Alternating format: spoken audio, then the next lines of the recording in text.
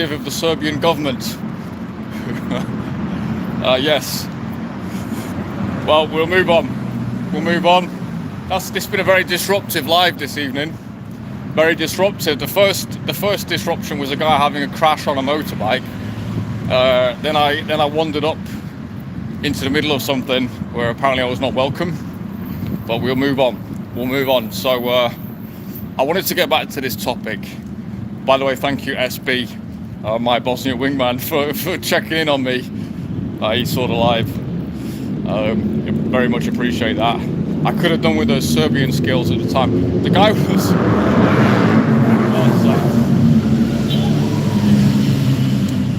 These people who just ride motorbikes through central Belgrade in a t-shirt, what could possibly go wrong, guys?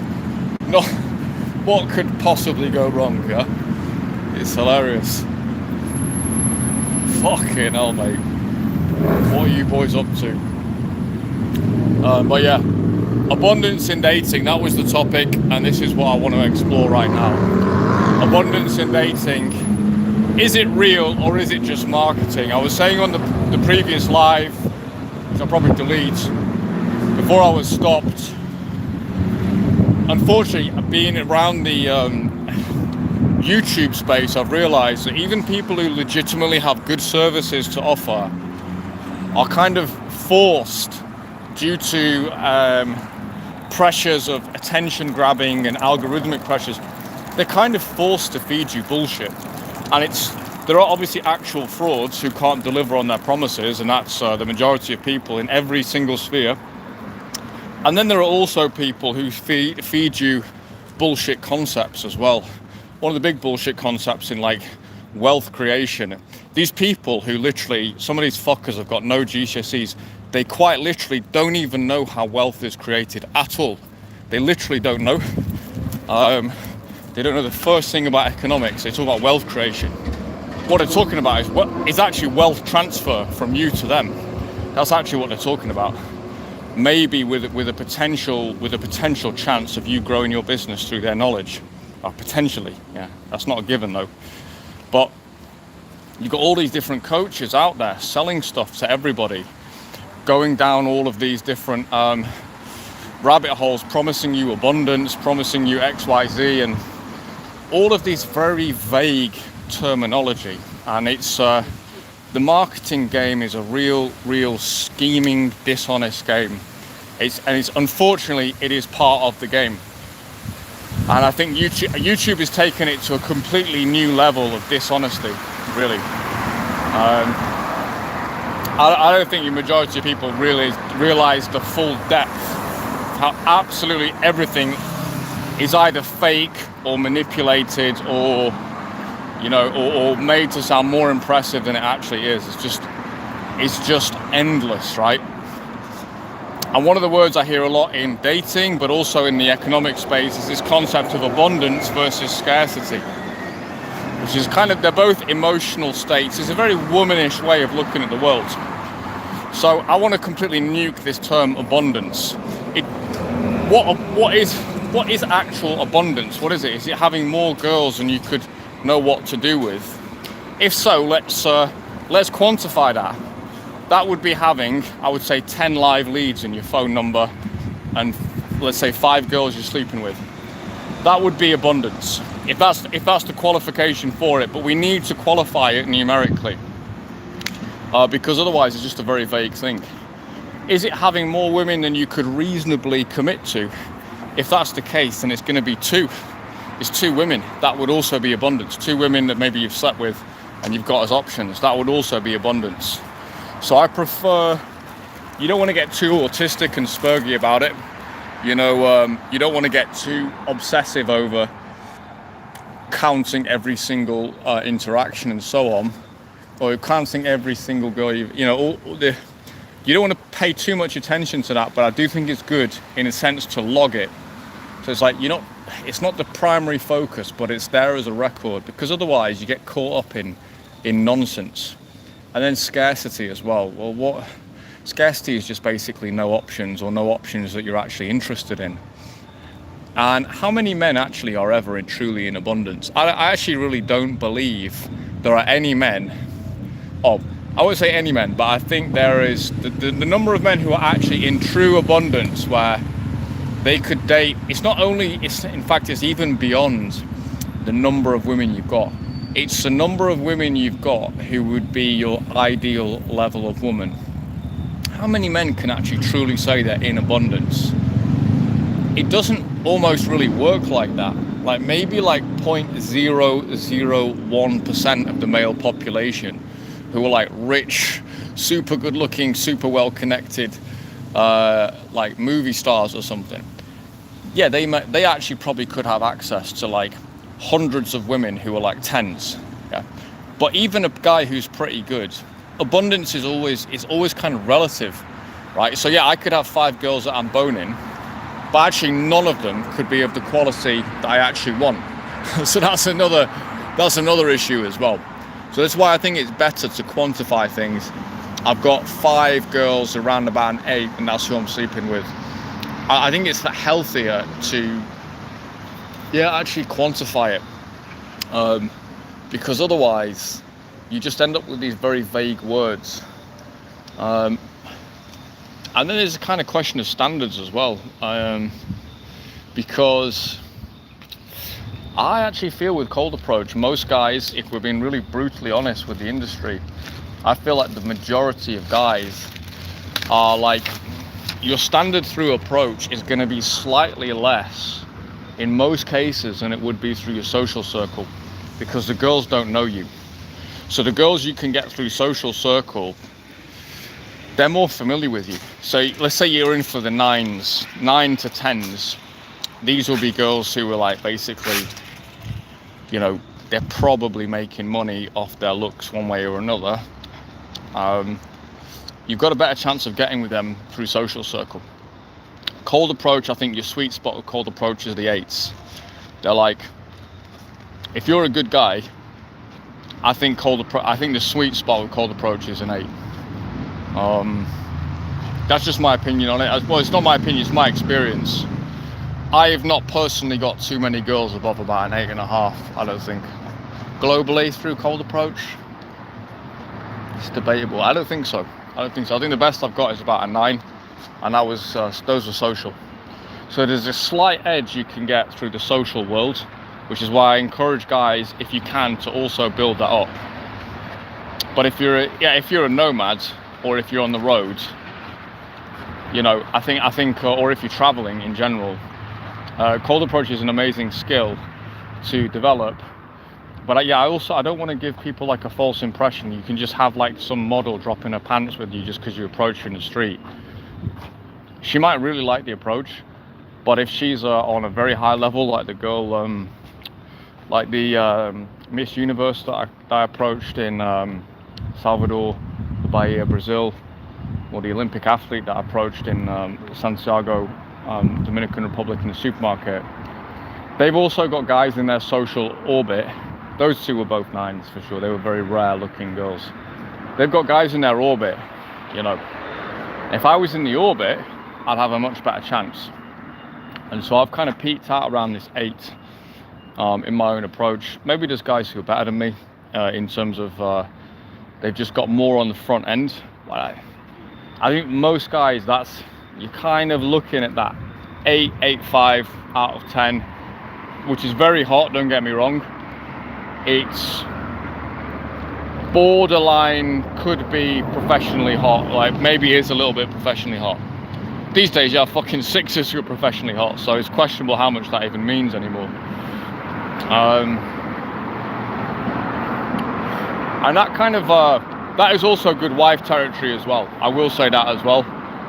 You know, there's a question of, if you, like with a model or something, do you actually want to be with a girl who is, you know, so sort of in a public display, and her career is, not only is she career focused, but she's career focused on her looks? Is that what you want? So that's another question as well. So at kind of wifey level, I think it's pretty good. And it's also a nice way to start your interactions off. That romantic hero is a very nice way to do it. It is with daytime street approach. But I just think we should be very careful with this word abundance, because it's thrown around a lot, and scarcity as well. Because let's say the girl in Salvador de Bahia, Miss Universe, she's scarce, bro. She's a one-off. She's unique. So how can anyone have an abundance mentality with her? It's not possible. She's scarce. It means you've got other options, but she is by definition scarce, right? That's why I approached her. I nearly had a fucking heart attack before I approached her, but I was like, to this day, she's the fittest girl I think she's the fittest girl I've ever seen. To be honest, it was completely. And they closed. Hold on.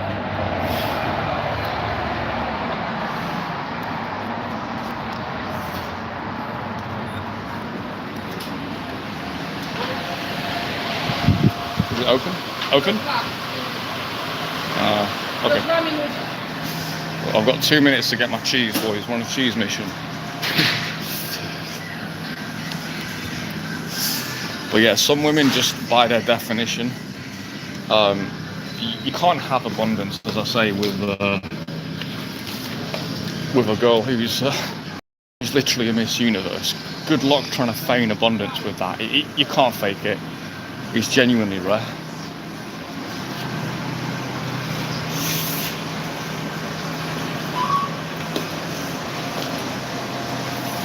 Sorry, boys. I'm just getting my shopping at the all night.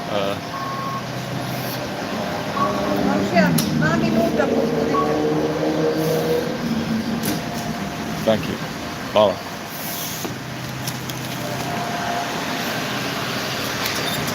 So yeah, you can kind of fake abundance to a point, but I would just be careful with that terminology, and I would quantify a little bit more. I'd like to quantify it with, okay, do we have 3 active threads with women you're actually genuinely interested in? That's actually a very good start. Do you have 5? You're enough. And anything more than that, it's going to start to impinge on your life. And then it's also a level of quality as well. So as a friend of mine I'd say he's like the pimp of the 7.5s. He's just boning all of these 7.5 girls in their 30s. Yeah, he's got a good sex life, but I would like to see him push a little bit further. Can we just, like, he's a friend, so I don't really coach him, but like, dude, can we get you into the 8s? Like, a girl's a little bit fitter. You could get a little bit hotter than this, rather than spread your energy so thinly.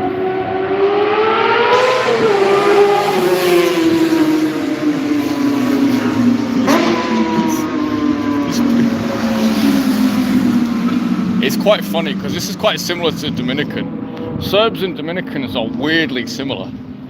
Like these guys going around, like speeding around on motorbikes with like a t-shirt on. Like, mate, if you come off that, it's motorbikes. They're definitely an illusion, man. It's the injuries you're getting on that. Catastrophic is the only word. I wouldn't go anywhere near one. 3 guys that work for my dad have been paralyzed on motorbikes. He kept employing people from South Africa, and they were all bikers. Over a 20-year span, 3 of them got paralyzed. I think 2 of them had to be turned off, like machines. So I've had it kind of drilled into me, but I don't fucking go anywhere near them. I don't give a shit if it titillates the girls clear. I don't give a fuck. I'd rather live, thank you very much, than die on a fucking motorbike. So yeah, where were we anyway on abundance? Is there anything else to say on that?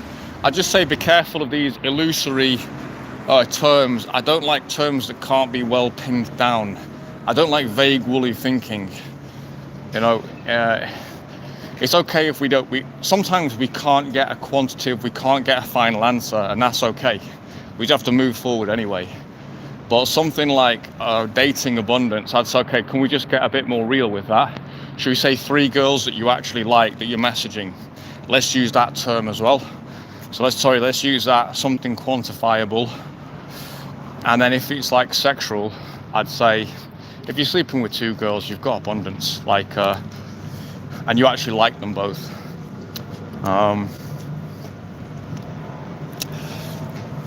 Yeah, and it's there are kind of trade-offs to be had in this life. It's something I'm thinking about more, which is what actually is a valuable woman in 2026. And quite honestly, one of the biggest ones is that they're just accessible. I swear to God, they're just accessible for somebody. There's a lot of these girls going around, like back in the day, you knew someone was dating them, you knew someone was banging them. Now it's honestly like, I don't even know if anyone's banging that girl over there.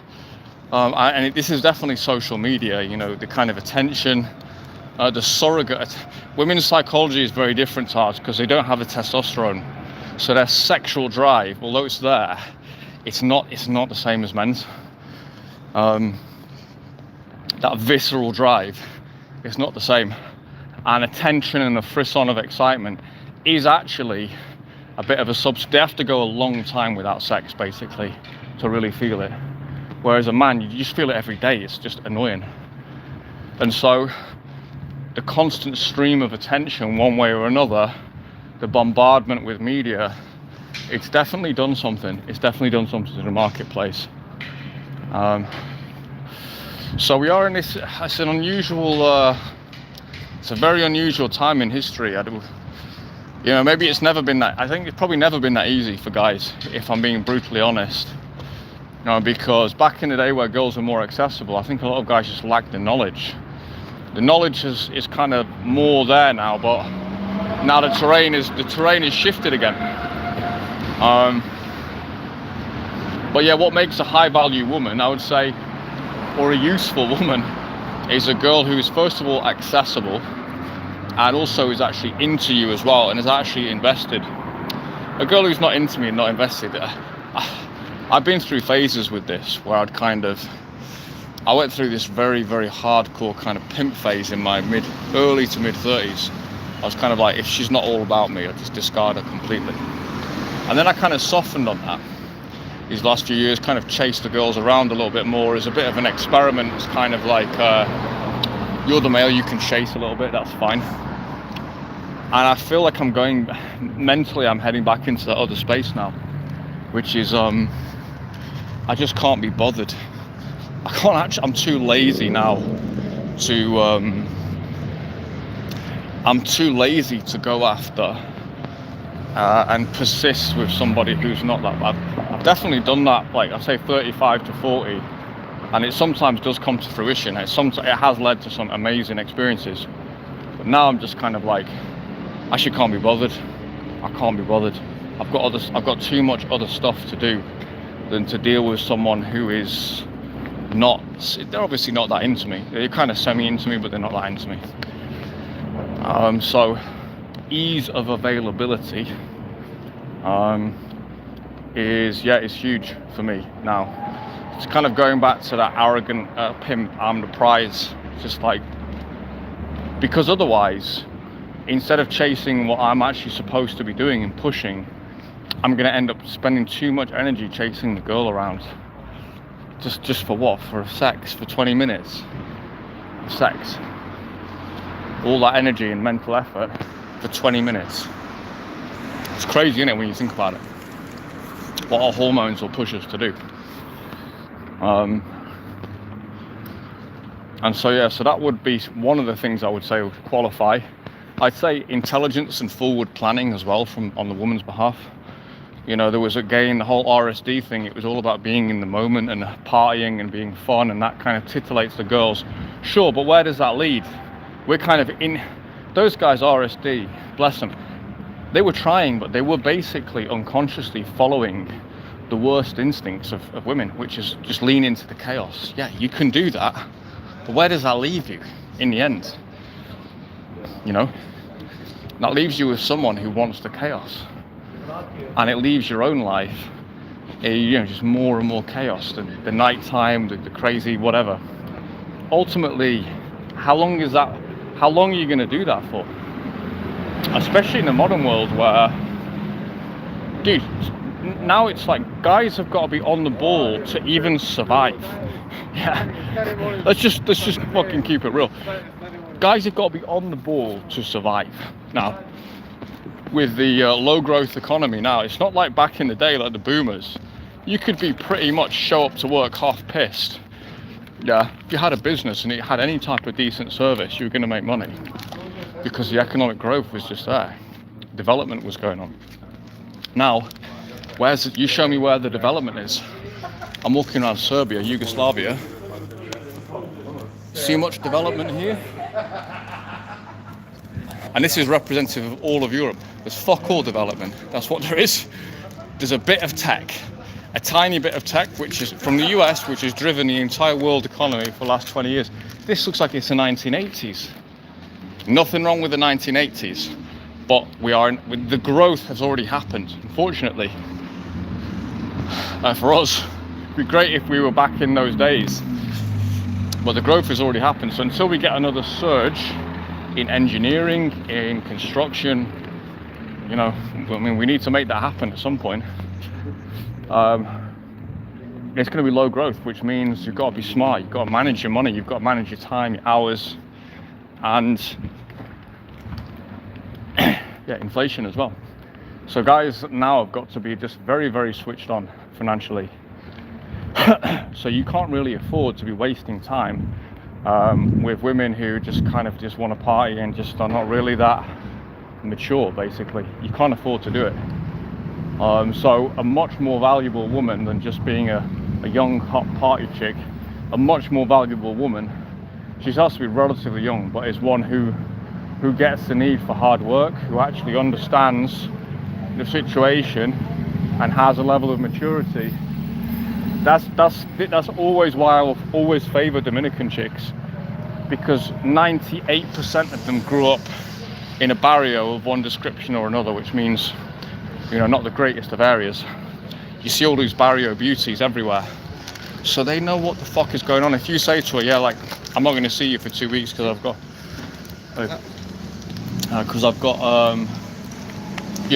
all of this work, I've got 120 hours, 150 hours of work to do in the next 2 weeks. That's it, that's good, it's all good. You're not going to have an annoying brat who thinks her own emotional state is more important than you making enough fucking money to put a roof over your head. Yeah, so that is basically why girls from literally developing countries are very competitive. Yeah, and if you have a girl from a developed country who also has that mentality, fine as well. But younger girls in Europe are just, forget it. They just have they're raised, their parents are paying their bills. They don't have a fucking clue how the world works. So by the time they even get what's going on, they're going to be into their mid-20s, or at least early 20s, probably mid-20s to be honest. I do think as time goes on though, we see this slow growth economy just grind on for a few more years. You're already starting to see a lot more age gap relationships, even in the US, which is the richest place with the highest amount of innovation, and you're still seeing economic problems, you're still seeing age gap relationships. So actually for us older guys, if we've even just got the basics economically, we've got housing, we've got we can just take a girl out for a drink. There you go, you've basically beaten off all the Gen Zs for the girls in the 20s.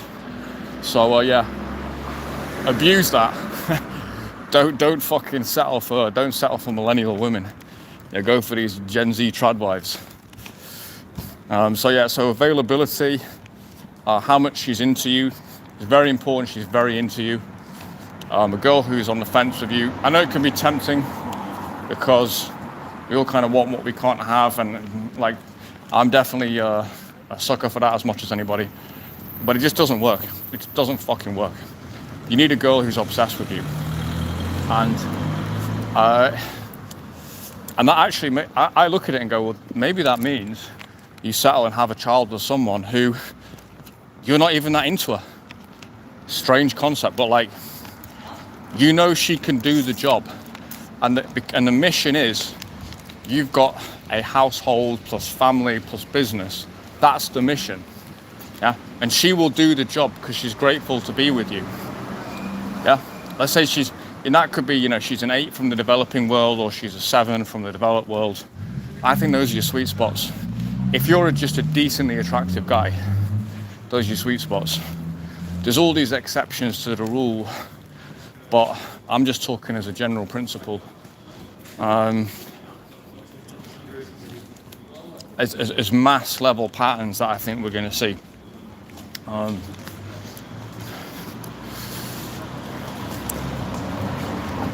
Yeah, I mean, it was interesting back in the back in the day. It was I don't know if the younger generation is just a bit less sexed, just a bit less horny. I don't know.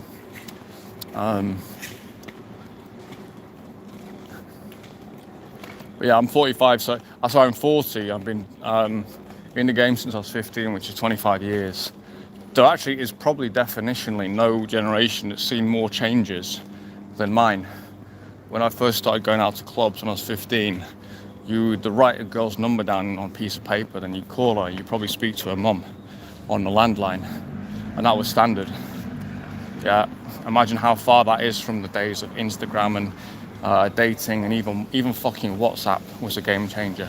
So it's been a real fucking annoyance, to be honest. Every 3 years, there's been some new bullshit to deal with. Oh, I was getting used to speaking to girls' mums. Right, now we've got mobiles. Okay, what's this? Wait, this girl's messaging me. How the fuck she even get my number? You know, girls giving each other your number and whatever. So first you have that. Then you start to get smartphones coming in. Then what kind of phone you had became a status symbol. Then you get Blackberries and you get smartphones and you get apps. And it's just one fucking thing after the next. It has not stopped. And 3 years of a settle period is optimistic. I'd say it's been more like every fucking 18 months, some completely radical shift to the point you just can't possibly keep up.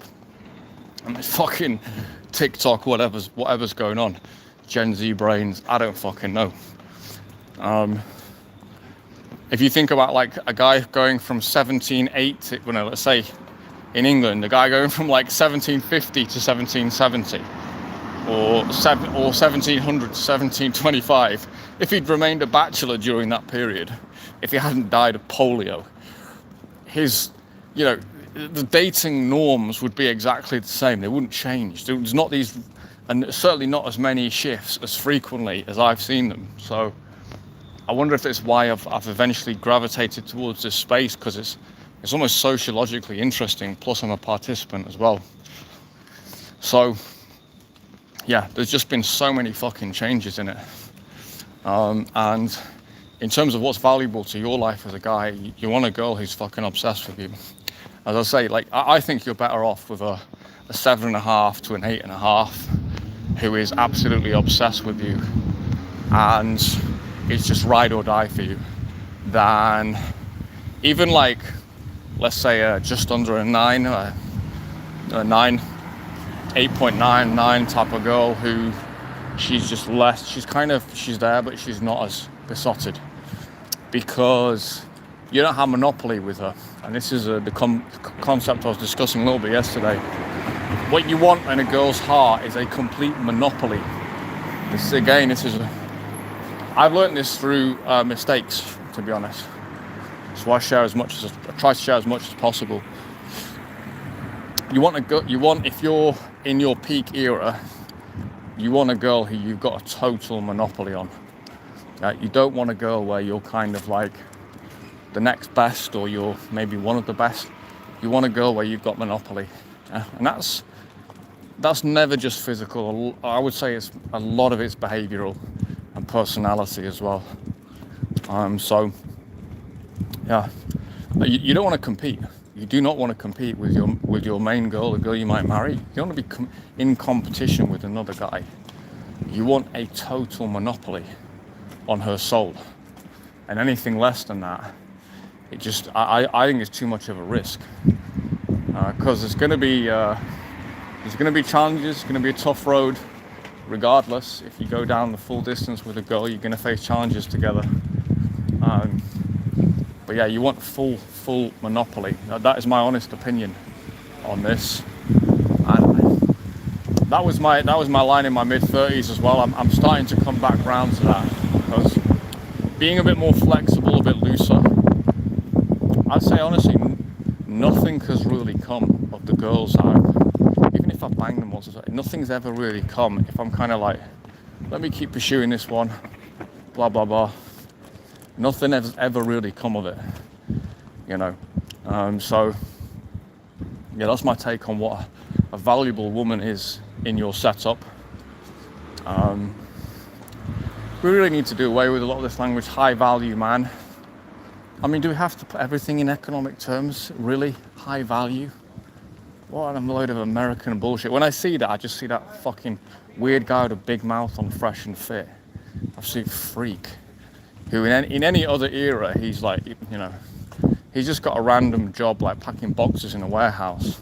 In the social media era, people like that, you know, this their big chance to become somebody. Fucking hell. I'm just ranting on about being a high value man all the time. It's just so American. My friend Danny, it's not even American, it's like the last 10 years. Just the commodification of absolutely everything in life. My friend Danny, who's in his 70s, he hates that term. He's an American guy, he absolutely hates that term. He's like, what is it? To him, it's just such a disgustingly inhumane way to refer to somebody. And it's like, well, that's Ben. He's from Iowa. You know, this is his brother. This is his mum. This is what he's like, and this is what he does for a living.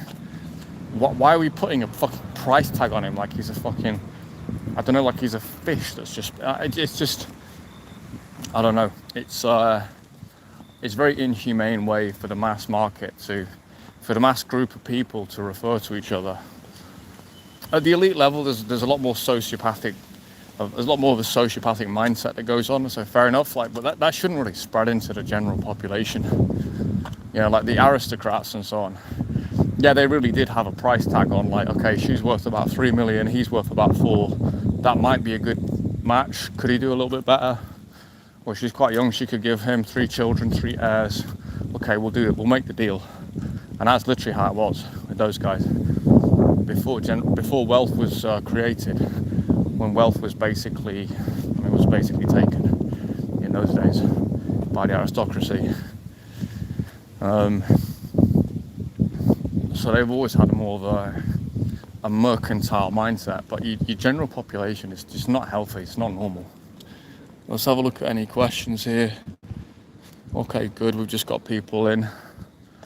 Just hello everybody, this is St. Savas Cathedral here in Belgrade. I'll be doing plenty of lives from here this week. My strategy for the next few months is to do just a load of lives and to increase my subscriber count by 1 subscriber per live, which is my average. I increase it on average by about 1 subscriber per live. It's not a lot, but it's fine, that'll do for now.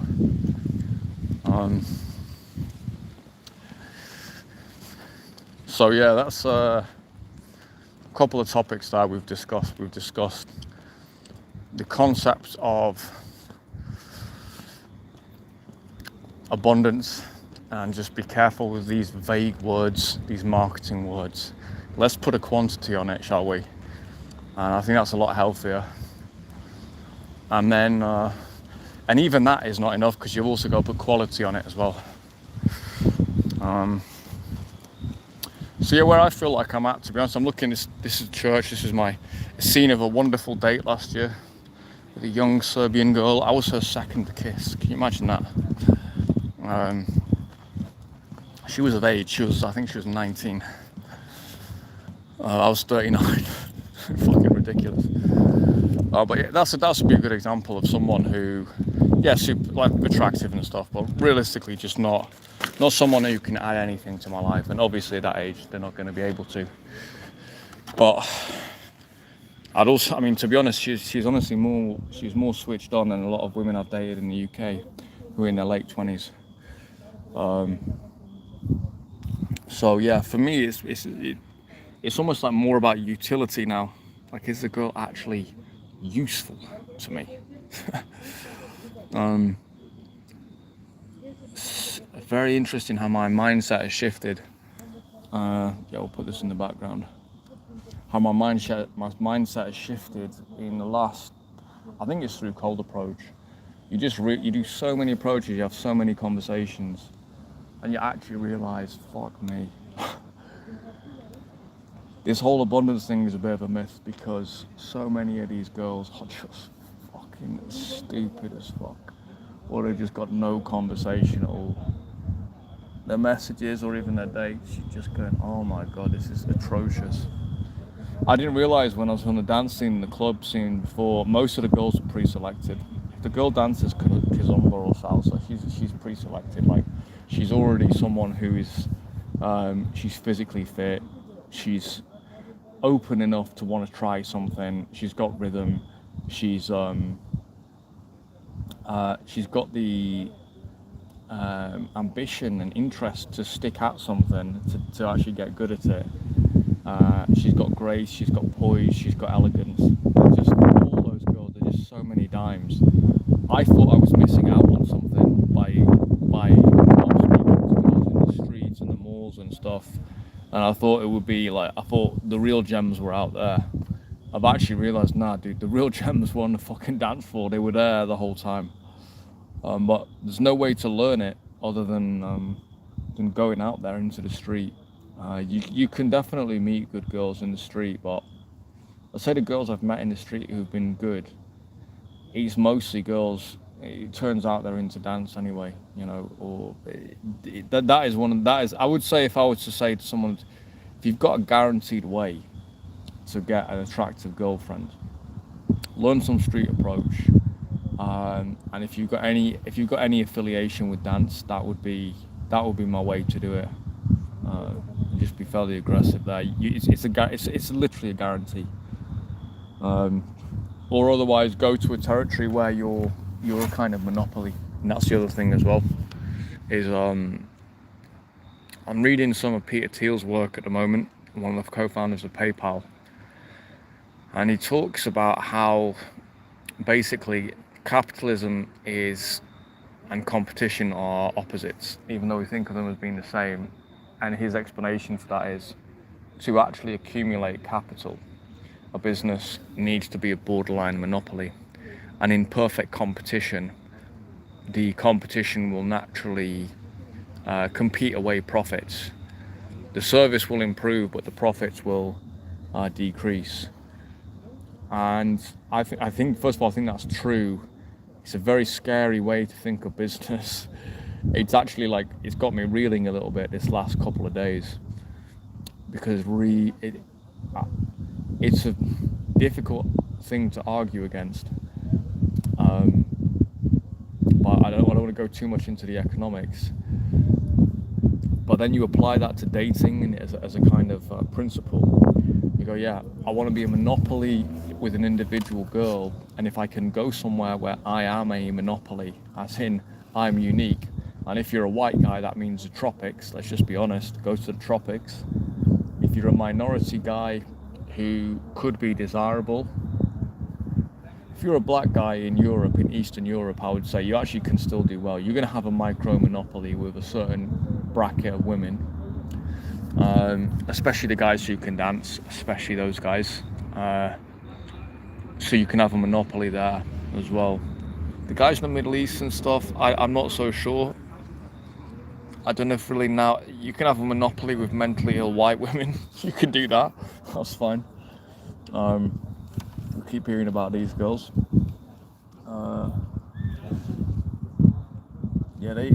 It's a weird time for the Middle Eastern guys. Even Asian guys can have their little monopoly as well, you know.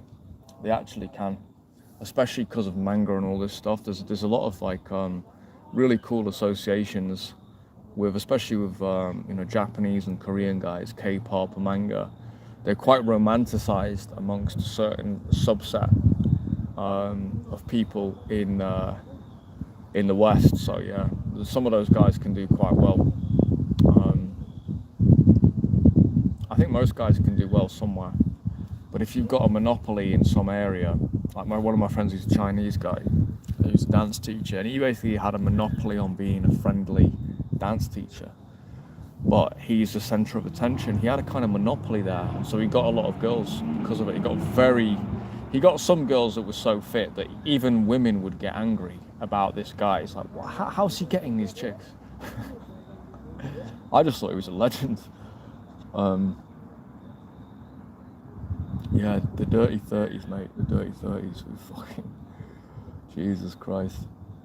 But yeah, I'm in the 40s now, so for me, what's more valuable is looking longer term with someone. Like, I can't be asked anymore, dude. This is a final thing on this. Abundance is helpful as an attitude. Yeah. Yeah, I would agree with that. I would agree with that.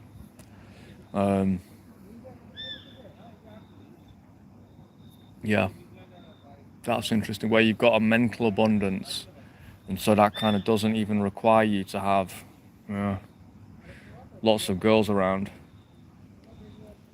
Yeah, I mean, I'm just exploring the idea tonight. I think I wanted to put something a bit specific on it because I think it can be misleading, you know, like, because it's a vague term. A guy thinks he's going to get 20 girlfriends if he starts cold approach. It's more like, no, you're going to have to do quite a bit of work. You're going to get some dates and eventually you're going to get someone. Yeah, but it's not going to be like the floodgates will open like immediately for most guys anyway. It obviously varies from guy to guy. The abundance is really like the opportunity. That's really what the abundance is. The actual amount of opportunity that daytime approach opens up. But even there, I think the window is quite short. I think you've got a year or two, and then after that, you need to get wings around you. I'm going to do a big session at some point this week, but it's like I'm not normal, to be honest, and it's I've got the guys in my group to refer to. 3 years in, I don't think I'd be able to even do sessions by this point if I wasn't coaching. So guys who are just normal guys, it's very important to get in contact with wings, do stuff together and link up with each other. At the very least, message each other when you're going out on sessions. That's something me and a few guys used to do. We message each other when we're on sessions. It's very helpful. Yeah. Yesterday was quite good, to be honest. It was quite a good session overall. At some point this week, I'm going to do an absolute madman session, like where I'm going to aim for a minimum of 20 approaches, which in Belgrade is a lot. It's not like central London or something, or Barcelona. You could eat that in those places fairly easily. I don't think I've ever done 20 approaches in Belgrade. I don't think. So that will be interesting. I don't think I've ever gone past about 12 in a day. I normally start very hard and fast. My sessions is like, I'm very much like a knockout artist. I'm going in for the close fast on the first girl, bang. Especially when I've got wings. That's how I like to do it. Other guys take a long time to warm up. What I find is I come in hard at the beginning, then I have a kind of lull, and then I have a finale, a big finale. That's kind of how it works in my sessions if I do longer ones. But I like to get my work done fast. Bang, bang, bang, bang, bang, good. Fuck off home. That's the way I like to do it. Kind of like hit, go to maximum. So, yeah, SB, how's it going, mate? Anyway, how's the Bosnia nights treating you, mate? Belgrade nights, pretty fucking sweet, man. Look at this. Absolutely sweet. I'm in a phase now where I'm looking at the Balkans and I'm just kind of like, this is a very, very close second to Dominican for me. It's almost neck and neck, actually. Kind of planning like the next decade. It's really close to being neck and neck. It really is. All the cities in the Balkans I like for just way of life, calm way of life. For me as a UK guy, it's a little bit cheaper obviously than the UK. I can have a nicer apartment in a nicer area for a lower cost.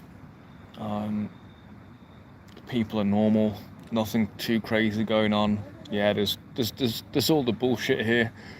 I know there's bullshit in every fucking country. But it's neck and neck, man. It's neck and neck. I think the DR wins it, to be honest. But it's fucking close, man. It's really fucking close. Lived in so many places now.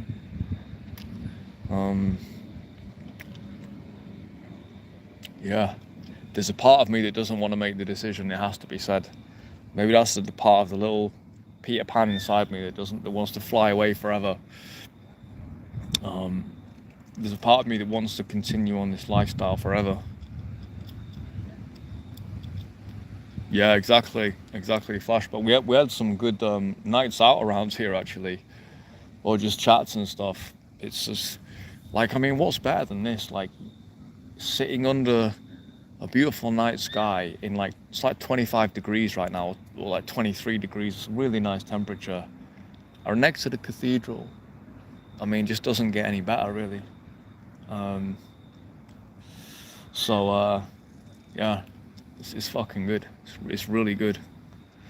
At the moment I'm in this, I've said on the live yesterday, I'm in this planning phase. I'm trying to plan like the next 10 years because I planned out my 30s pretty aggressively, and I literally did everything. Not always in the order, and lots of things went fucking miles wrong and disasters happened. But overall, and things I didn't want to happen happened, and some surprising things I never thought would happen. But overall, my 30s were amazing. It's like my 30s really were what my 20s should have been. So I did a lot. I had the club promotion and stuff, and there was a lot of partying. I finally got the attractive girls that I wanted. These like fucking baddie 20-year-olds. You know, just get out of your system. I finally got a few of them that I wanted, and traveled around the world.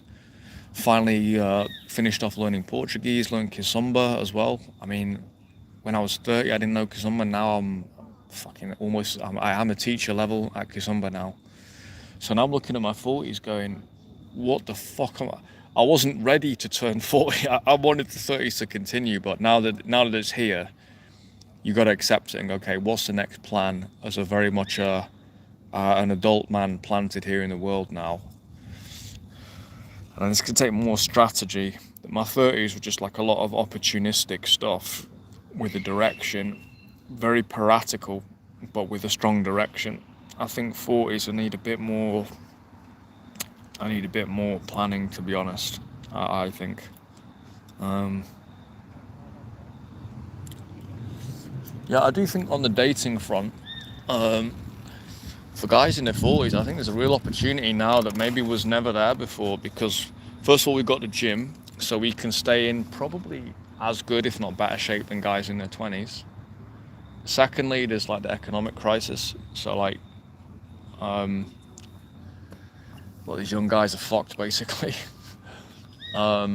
Thirdly, there's definitely a trend towards women being interested in older guys. That's for sure a trend. Much more than it was in my generation, the millennials. And that trend is big actually right now. So yeah, it could be a good time for us to cash in. If you're a guy who's new to the channel, you're hearing me rambling on about these things. Why do I talk with authority and experience? I'm Joseph. I demonstrate cold approach on this channel, which is a way of getting a girl's contact number just in the street. You go over, you get the number in the daytime, you connect with the girl, and you go from there. If you don't get any numbers, you don't have a personal life, you don't have any connections, you don't have a personal life. And cold approach can be tricky. It's a real dojo of the mind. I've done it in 10 different countries. You're going over to a girl you've never met before, you're paying her a compliment, and you're just really putting it all out on the line. Which quite frankly is not really my style. To be honest with you, it's not my style, but I've learned to do it. You put it out on the line, but at the same time you're cool about it. You're kind of like, this is all on the line, but it's not all on the line, if that even makes any sense. And so I show guys how to do that. I do it myself. I do it as a practice, believe it or not. I do it as a kind of judo practice, at least a few times a week. And I also teach guys as well, guys who have got a lot to offer in the dating market, often guys in their 30s and 40s, sometimes younger, often guys in their 30s and 40s, and who've got everything together, and they're just kind of like, God, I just want to get a decent girl, or get some sex, or get some good options. Is it really like, how can it be this difficult? This is a baseline need. You know, in Maslow's hierarchy of needs, woman is at the bottom. Yeah, this is at the bottom. We're not talking about self-actualization here or anything like that. And this is why it's such a strange place humanity finds itself in.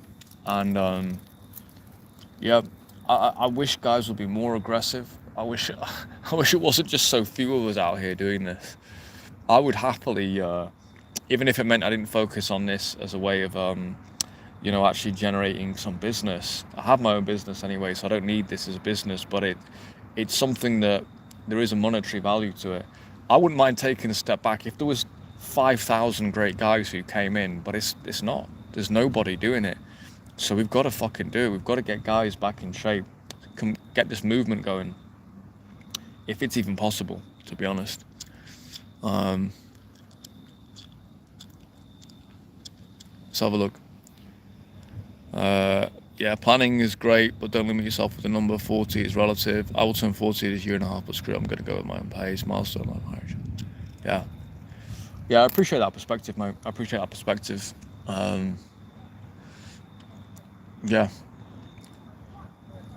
Interesting world. I mean, I was speaking to a friend today who we talked about this. He's gone down the most conservative path possible. He's an accountant in the UK. He does high interest accounts, high risk accounts. So he's kind of like a special agent of accounts, should we say, of the banks. They send him out to see all the businesses. He does well with the ladies and so on. He's got his own setup. And he's been down the most stable route possible. And he's 40, same as me. And he's only just like, he said to me about a month ago when he turned 40, he's like, I'm only just feeling like I'm even stable enough to even consider having a family. It made me think, because sometimes I look at myself and go, dude, you are such a hardcore fucking pirate. Are you sure you're okay with that? I ask myself this. But I look at my friend and go, well, he's not a pirate. He's gone down the most conservative, steady, guaranteed income way of doing things. And he's in exactly the same position as me, basically. We're in the same position. He owns a few properties, but it's like they're all mortgaged up and stuff like that. It's not what it looks like. Whereas I own a business, I've got some savings, got a little bit of crypto. It's really just a life. My stuff is more just I have enough to live on probably for up to 2 years. That's the way I roll. I don't know if my quality of life would be that great. I could probably stretch that out for a couple of years. Definitely a year. So that's how I do things. I could live lavishly for a year. But we're basically in a similar position, and the difference is, for me, I'll die with 4 languages in the bank. I've traveled all over the world.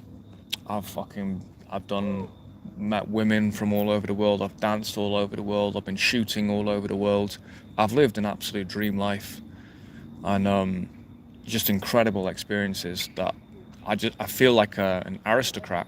I feel like I'm some kind of noble from the 19th century, the way I've lived. And it's just been because I set up this remote business. But yeah, you look at your peers and you think, fuck me, he's gone down the conservative route. And even he's like, well, he hasn't hit the milestones, he's not married, he's not got kids, etc. And I think it's just a generational thing. I do think the difference in wealth, there's a couple of things. I think the difference in wealth creation now is just not there in the same way, dude. It's just not there in the same way as it was for the last 40 years.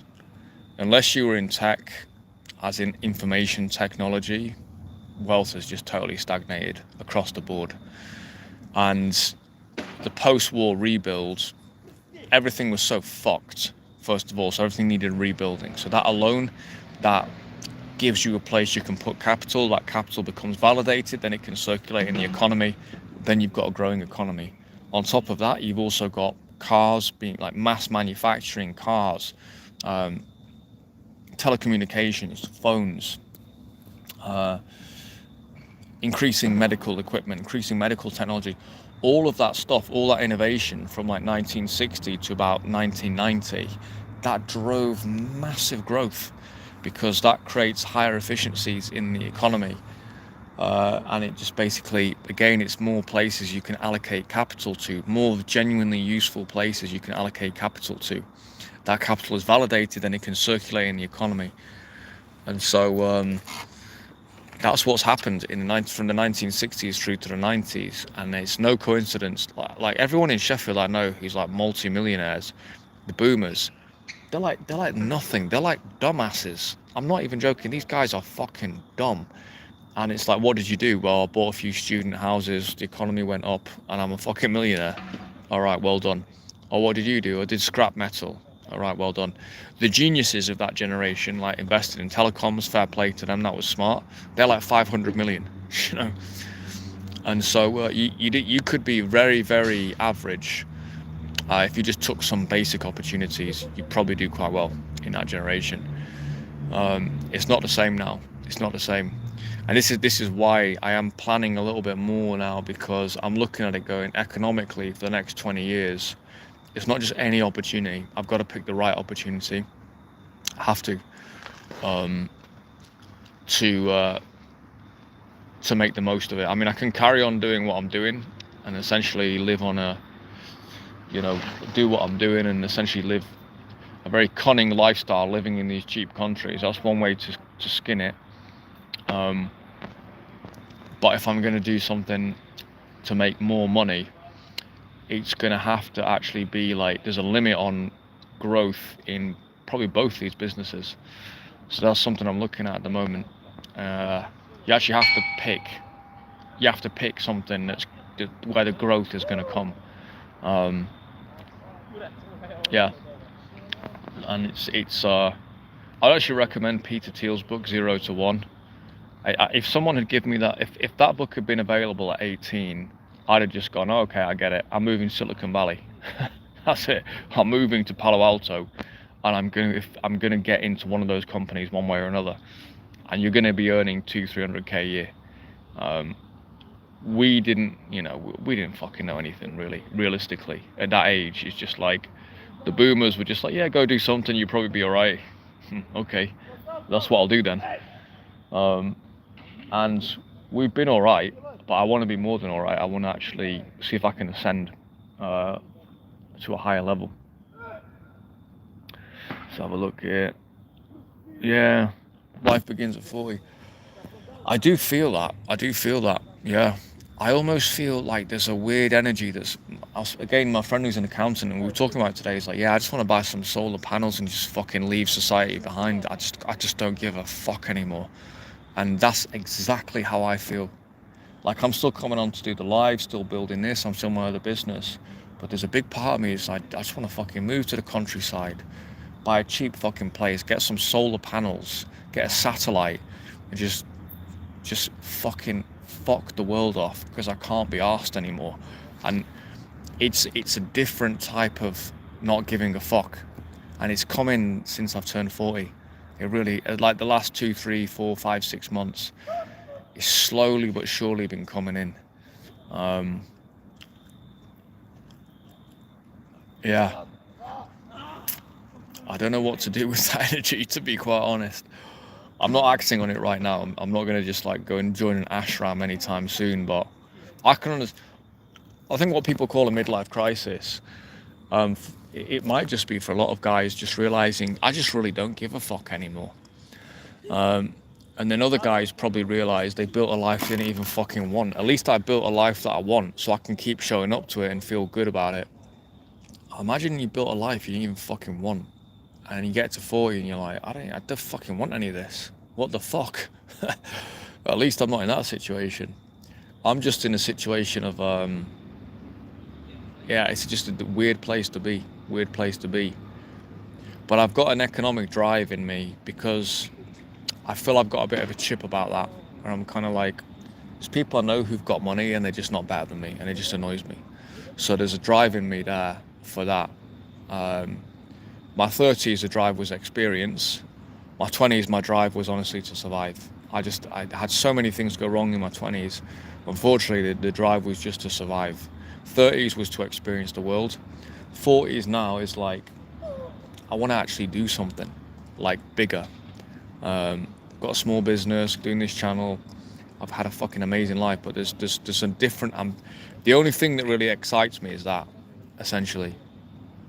And I don't have my friend he's got properties and stuff. I still think he needs to work for a while, but he might have the capital to just sack it all off and fucking go and live on a farm. I don't have that option, so I'm kind of like, let's see if we can up the game a little bit this decade. If 40 is the new 30, that means I still feel good. I still got a lot of fucking energy. So yeah, that's kind of where I'm at, like mentally. And but it's a good place to be, because I think there's a lot of guys hit 40 and they've maybe built up a bit of capital, like, or maybe got a few properties and stuff, and they've just been head down. They've never really experienced life, and that's when the crisis comes in, because you're like, fuck, I've never experienced anything yet. That's a terrifying place to be. I think that's guys who come onto my channel, they see it in their mid to late 30s, and they see me and they're like, yeah, this guy is obviously experienced life. I'd like to get at least a taste of that. He's like, he knows about the girl side of things, and he knows about the travel side of things. Let me come under his wing and let me just basically let him teach me the ways for a little while, and then I can go and fly myself. That's kind of the pattern with the guys who get in touch with me. So yeah, but I understand it's very difficult it's very difficult to, if you're building a career in an extremely competitive field, what the fuck are you going to do in your 20s and 30s? You got to work your balls off. Like, you got to do massive weeks. You're probably not even thinking about women, or even if you are, like, what are you going to do? You don't have the time. And so yeah, and then just not even women, just adventure and travel and exploration. That's what probably all seems like a distant fantasy.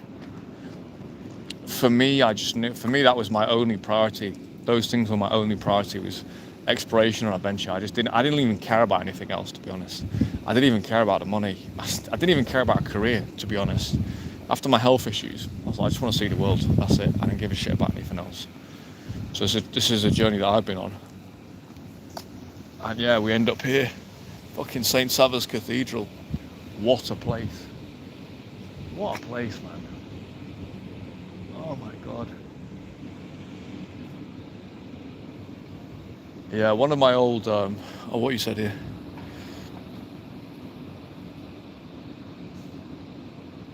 Really? 45k to any citizen who wants to grow strawberries. Oh, mate. I'm there, mate. Get me a Bosnian girl. I'm fucking coming back to Sarajevo. I'll fucking sit and chill and grow fucking strawberries. Yeah, I mean, you've obviously got you've had a similar life to me, in terms of, you fucking lived in Malaysia, dude. I wonder with you, because you've got fluent English, I do wonder with you if you could just go fuck off to out there a little bit and do, you could probably teach, mate, to be honest with you. I don't know if it'd be something you'd want to do, but get yourself out to Asia, fucking teach, just bonate Malaysian chicks. One of the guys in my group, he's out in Thailand at the moment. He's in his 50s and he's dating girls in their late 20s and 30s, and he's having the time of his life, to be honest. It's really good to see. But yeah, just another guy who's another guy who's just been working his ass off. Didn't really pay much attention to the women's side of things. All of a sudden, you wake up, you're 50, and you're like, fuck me.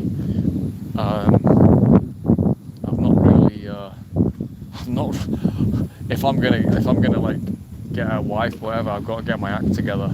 It's tough, man. It's tough. But yeah, he's gone out to Asia. He's having a blast. He's been in the UK, just like dealing with fucking moody English girls and stuff, hammering the streets, like putting the work in, and then got himself out to. Yeah, I mean, this is what I mentioned with Monopoly. Like in Asia, as a white guy, you basically if you've got good approach and you're fairly good looking, you've got a complete monopoly, because there's just so few guys like you, and you're just the exotic white man, and just I say absolutely rinse your advantages shamelessly into the ground and just never apologize for them at all, because no one else is looking out for you. Yeah, you fucking look out for yourself in terms of your dating life anyway. Yeah, I mean, hopefully your boys will look out for you a little bit as well, but just the reality is, it doesn't happen, does it, really, very much? Yeah, that could be an interesting angle.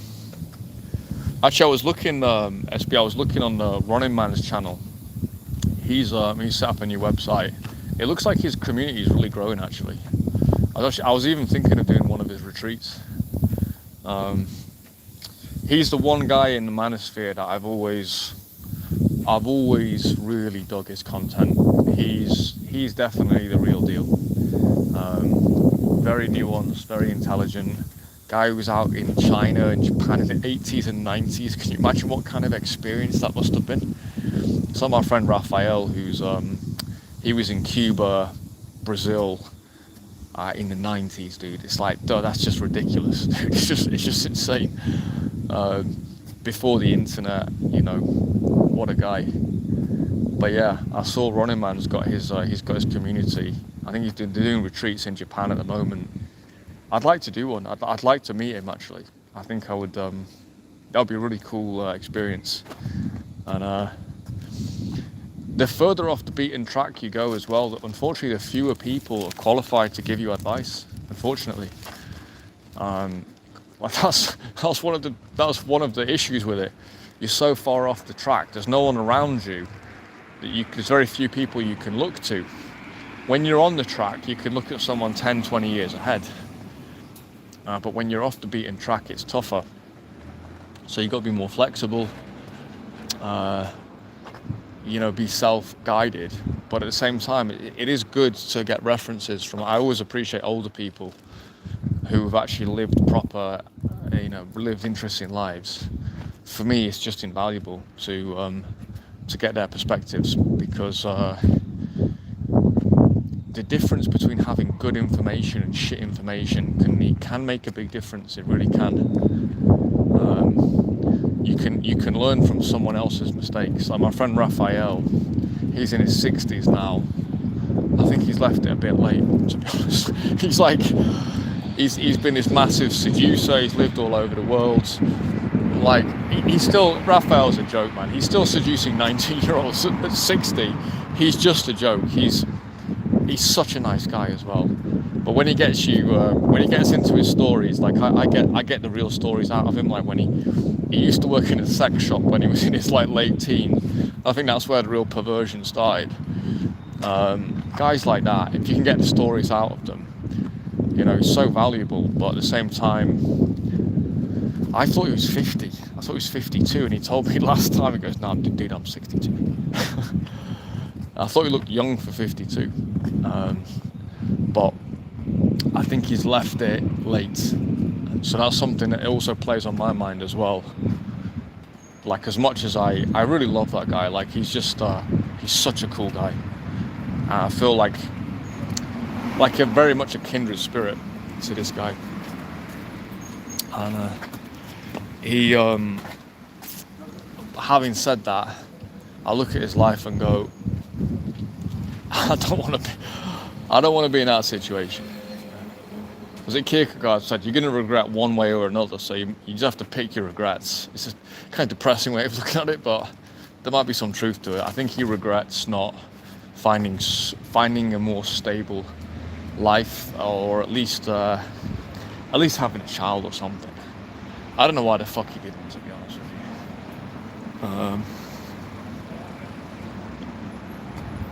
you. Yeah, he didn't check his channel. Yeah, he's it's a guy like him. This would be the type of with my channel eventually. This is kind of what I want to do. Is I don't really want to be in competition with the manosphere. I don't really want to be in a competition, to be honest. I don't want to be competing for clients. I don't want to be in the manosphere or anything like that. Even the boys who we're all doing cold approach and stuff, and we're all very good. We can train guys. Even then, I wonder, like, are we doing? are we doing something like, instinctively I don't want to compete with those guys, because really what we want is monopoly. That's really what we want. Yeah, that's in Peter Thiel's book. It's just basically this whole idea of monopoly. I thought about it for my main business. I'm like, fuck, my main business, I've got a monopoly. It's a small, very, very small, but it's a monopoly, and it's basically unassailable. No one really, very difficult for someone to touch me in my main business. My other friends who've got businesses as well, when I analyze theirs, I'm like, fuck, he's got a monopoly as well. And he's been in business for 10 years. He's like, well, yeah, it's no wonder. So, yeah, it's interesting. I wonder if the guys, like some of the Entourage guys, if we started something together, we actually, where is the farm? It's a bit further down here.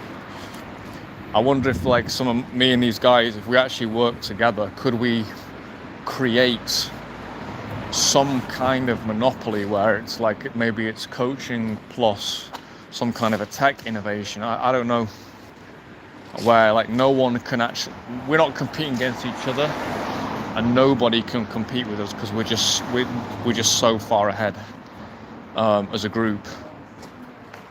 That's kind of yeah, everyone's got their own personal brands. Ronin's an interesting one though, because of his age and because of you can't compete. There is no competition for a guy who's lived in China and Japan in the 90s and 2000s. It's a unique time in human history. To have seen that must have been fucking. And he loves Chinese girls as well. So he's got the experience in business. He's got the experience in travel, experience in seduction. It's kind of in a way a similar profile to me, but of a different epoch, a different type of guy. And he's basically got moats around his business, or his service is completely unique. There's just no one who's going to come in and compete with him. He doesn't show his face though. I think he should at a certain point. I don't really know what he's afraid of at this point. I'm assuming his other jobs, I'm assuming he's kind of retired from. So I don't know why he doesn't show his face. Kind of adds to the mystery. But yeah, he's in his 60s now. So I think I've been following that guy for like, honestly, close to 10 years. It's got to be close to 10 years. So he was definitely in his 50s when I started to follow him. So now he's in his 60s. So yeah, it makes me think maybe I should head over to one of his retreats or something,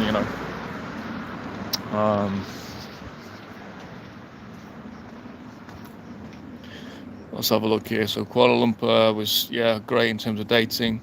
Not sure it was basically Las Vegas of Asia. Yeah. Serbia's good, to be honest with you. Like, I won't say there's no competition here, but I just feel like you could find your niche here. The guys are pretty good, to be honest with you here. The guys are pretty good. They don't really do a lot in terms of street. I wonder if they do more at night time. I'm not sure. I think it's very conservative, like overall. I don't think they think of themselves as being conservative, but compared to the West, it is.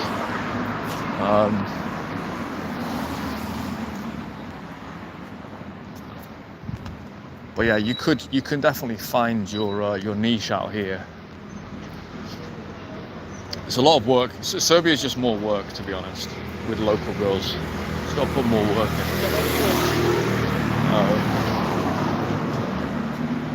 Yeah, one of my clients actually, he's back and forth from here now. He's got a Serbian, actually a great Serbian, like great story that these guys have got.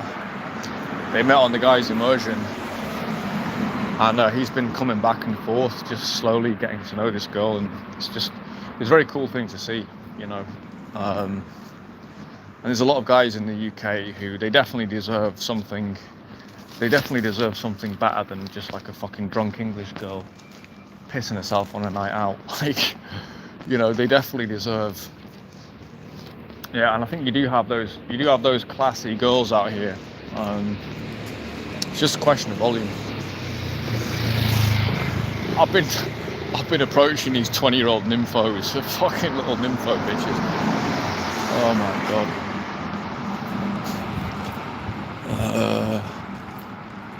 Where was that place? Okay, maybe I've completely lost my bearings here.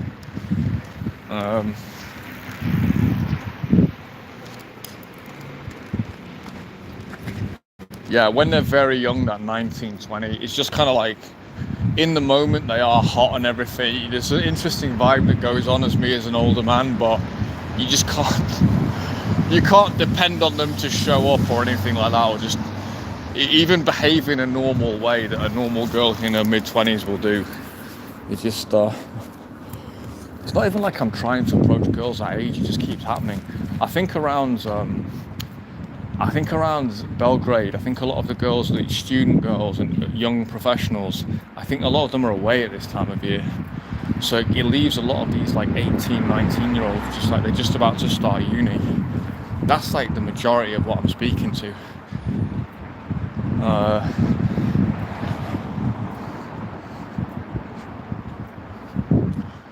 Yeah, we could get a Running Man retreat in the Balkans. Can you imagine that? It seems like quite an interesting movement to kind of affiliate. I think post 40 as well. I like his vibe.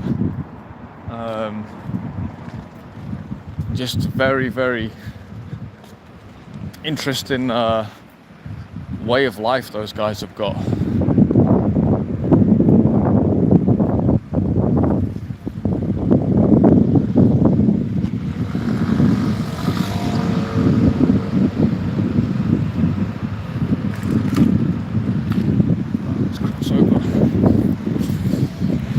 I got stopped here by the cops the other day.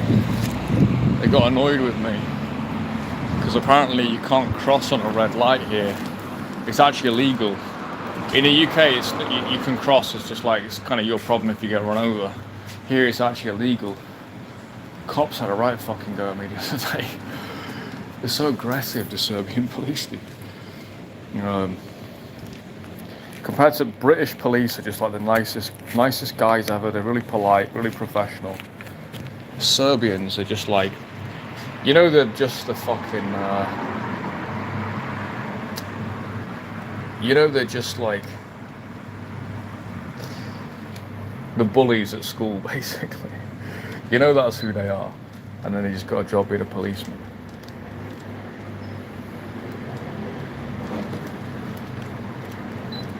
Let's have a look here.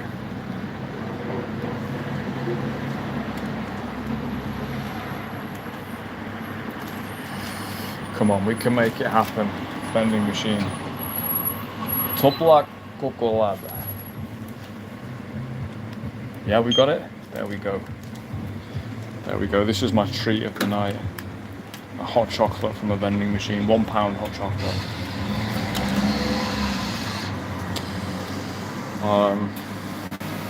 So I think I've covered the topics. I might do this next few days, and what I might start doing is just like take the camera out in front of the church, get a stand up, get a mic on so I've got better sound, and just just stand out there maybe later this week.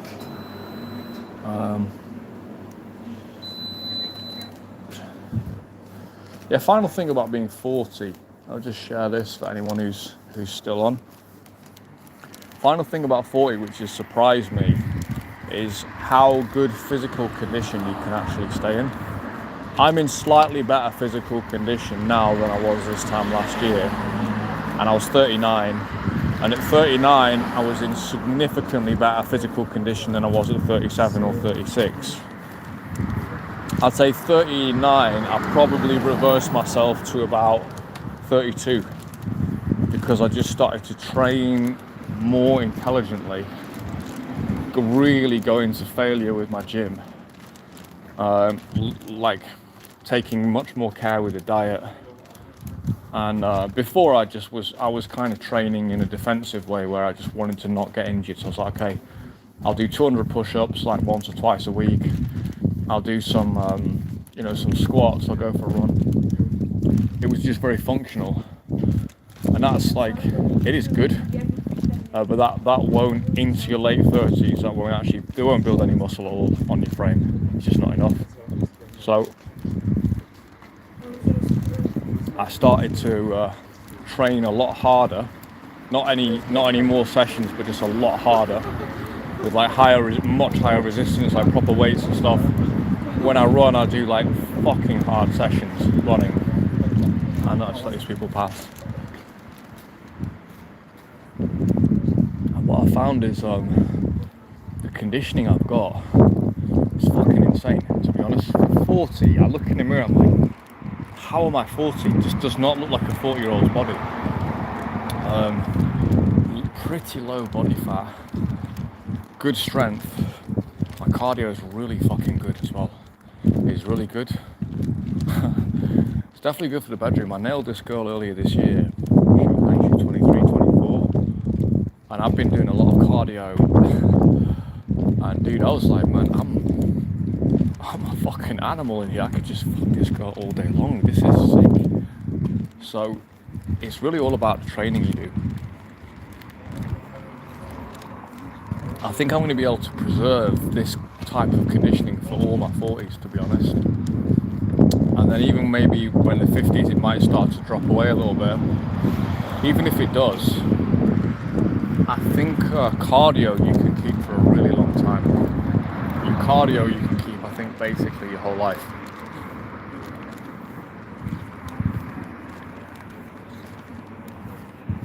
So yeah, that's maybe hopefully a note of optimism for guys coming into the late 30s and 40s. The conditioning, I don't take any TRT, I don't take anything. Like I had chicks in the DR last year, like proper staring at my body, like when I was walking through the street and stuff. They're very much into like the, the kind of just raw physicality. It's pretty simple out there, to be honest with you.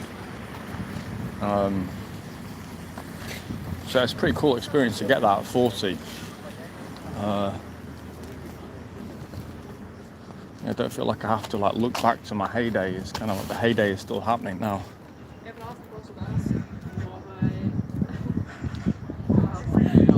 Yeah, it'd be sweet to get those guys down here. I'd love to go in. I was kind of thinking, I was like, maybe I should get in touch with these guys and go to a retreat, because I think if they saw like my cold approach as well, I think that would be a pretty cool addition to the group. I know they do it, but I don't think there's many groups who do it as aggressively as we do when we're on. I think it would be a pretty cool addition. So so kind of what I want to do is branch into adjacent spaces, not just be all about the approach and the hardcore pickup. I kind of want to branch into other spaces as well. Carve out my own kind of segment, should we say. But yeah, it'll be imagine that, man. Ronin Man and Wingbro just coming together. That would be fucking sick, dude. That would be sick. I think his name's Paul, isn't it? It's his real name. Yeah, he's been I think he's been like a big help to a lot of guys. I think it's a big inspiration for a lot of guys as well. I think myself included. I don't know what I've exactly learned from him, but just his stories about what is possible. Also, I think keeping you on your toes as well, because I think he's quite cynical. I think keeping you on your toes. It's a shame he made obviously a mistake when he went back to the US, unfortunately. Maybe I think that's what probably drove him into his content though, is that. So back at the apartment here anyway. But yeah, SB, I've got this apartment now for the next month, so I'm definitely in Belgrade for the next month. I've potentially got I maybe got a mate coming up next weekend from UK. I've sent him the location, said dude just come, because he's got a few days off. So I might have a friend out here next weekend. The weekend after, I'm tempted to go down to Pristina for a weekend, and then we'll see. Could potentially stay in Belgrade, or I'm here till September 6th. And if I don't stay here, I would think Sarajevo would be my other option. That would be my next best option. Sarajevo's I know it's got a special place in my heart. I don't quite know. There's something about these places. There's just something special about them. They're kind of, they just, in a way, they remind me of what UK used to be. In a way, it's different, but there's some parallel to it. I wonder though. I wonder if I wouldn't be surprised, if Balkans at one point in the future became. I think it's a little bit sketchy what I'm seeing here. Actually, I'm not saying it's going to go woke, but they've got the same growth strategy as Western Europe. You can see it with Uber Eats and the guys who are coming in for that. I think maybe there's a labour shortage or something, but I can see the Balkan guys looking at them like in the main square now in down, not in Kalemegdan, but whatever big Revolution Square, just a bunch of Indian guys sat there. Some of them a little bit harassing on the girls, not much, but a little bit. I watched it and I'm like, this is interesting. This is only the first year as well, and it wasn't like this last year. So I wonder if they're going to go down the same route. I wonder if that's the plan for. I don't think Vučić is as suicidal as, I have to be honest, as some of the Western leaders. I think he knows he's got a more conservative country on his hands. But still, it's a risky route to go down, mate. It's a risky fucking route to go down. For Uber Eats, that's your economic growth strategy, fucking Uber Eats. Like, really? This is when you realise we're led by idiots. Like all the tech people and stuff in Silicon Valley. I think they're actually right to start to gang up together and start to think, right, we need to start to exert our authority over the country, because the mainstream politicians are such morons. They actually think that is a fucking good growth strategy. Fucking Uber Eats. Forget about biotech. Fuck that. Forget about, trying to revamp housing. Forget about, let's just do Uber Eats. That'll do. That'll bring me an extra 10 million a year through whatever deal I get with Uber. Yeah, a lot of these guys are leaving. Yeah. So you've got a flight situate, but then it kind of like, is that the answer? Because a lot of German people, a lot of these other countries, a lot of people in Germany, a lot of the entrepreneurs who are going to drive the growth, they're just going, fuck, why should I start a business? It's 50% tax, personal tax, plus it's corporate tax. And there's a guy who's got a channel in Germany. It's like, for me to make $3,000 profit, I've got to make 20 grand. It's just like, well, what's the point having a business? You may as well be on benefits. There's literally no point having a business. And so you're going to have a lot of the, all these countries is so stupid. You're going to have so much talent leaving Western Europe, and then you're just relying on other people coming in who are on a lower level, who to a Serb, €2,500 a month is like fucking amazing. He works in McDonald's, he earns €2,000 a month. Maybe he works in a mechanic or something, or he's whatever, just got some alright job, 2,000-3,000 a month. He'll be fucking buzzing. He'll be sending money back here. It'll be great. But then to a German, that's baseline. And the German's going, well, I want to get up to about 4.5, to be honest. Fucking $2,000 a month, that's just fucking Germany. It's expensive. Yeah, I don't want to live in a house like this. Like they say, the guys from Bosnia, whatever, or the guys from any other country, they'll live 6 of them in a house, right? And they'll work together, and they pay $300 a month.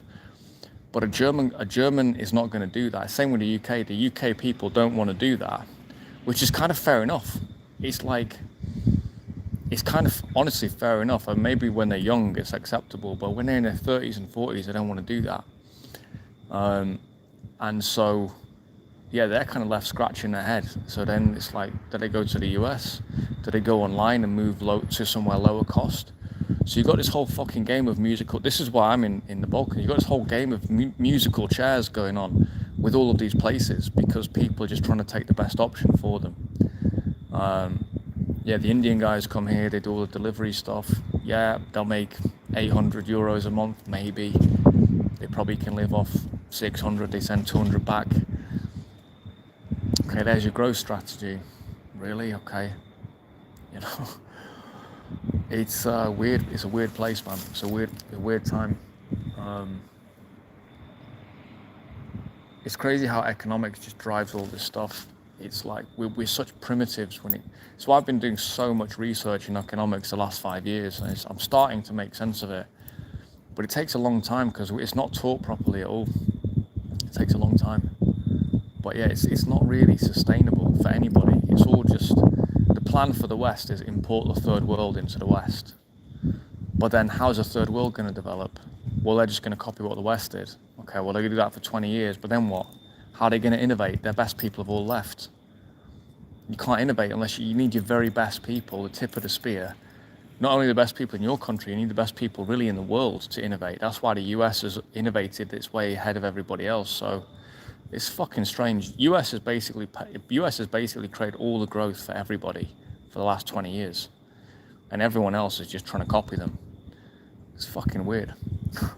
Anyway, this is beyond the scope of this live. We've talked about monopoly. We've talked about abundance in relation to women. What is real abundance? Can we quantify that? I would say 3 girls you're actively attracted to and engage with. SB's added here, which is a good point. Mentality of abundance when you're speaking to girls, that's true. But in terms of like, if you say what is abundance, I'd say, are you speaking to 3 girls? Are you sleeping with more than 2? Sorry, 2 or more. Let's say over a 1 or 2 month period. Because I think people get a fantasy you're going to have like 56 girlfriends. It's just, that's not real these days. For like 99.999% of the population.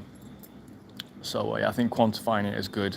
You don't want to get sucked into all the marketing because it's gonna make you feel inferior when actually you're actually probably doing better than you think. So yeah, we'll leave things there for today. Hopefully, as I get out, maybe later this week, maybe Tuesday, Wednesday, and maybe even tomorrow if I've got time, do a live outside the church there. That'll be good if I can think of a good topic for it. Hopefully not get stopped by any police. SB, good to catch you. Anyone else? Subscribe to the channel, watch the infields. That's the main thing I want people to do. Just subscribe to the channel and watch the infields so you can see how this shit works. You've always got a chance. If you're breathing, when you've got 2 arms and 2 legs, you've always got a chance. We'll leave things there, boys. Take it easy. Catch you in the next one.